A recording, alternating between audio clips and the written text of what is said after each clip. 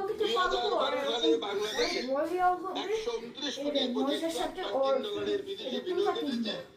এটি এ যাবৎকালের মধ্যে সর্বোচ্চ। আশা করি আপনারা কথাটা কানে নেবেন।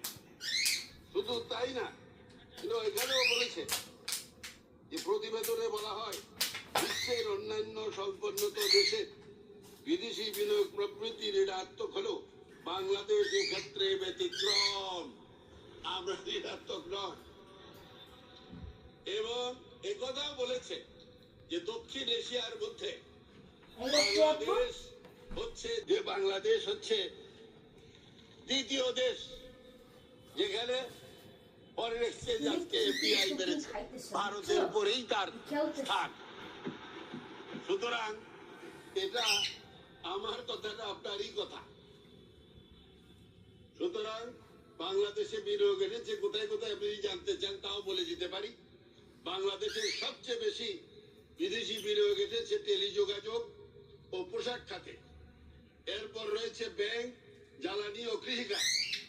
আলোচ্য সময়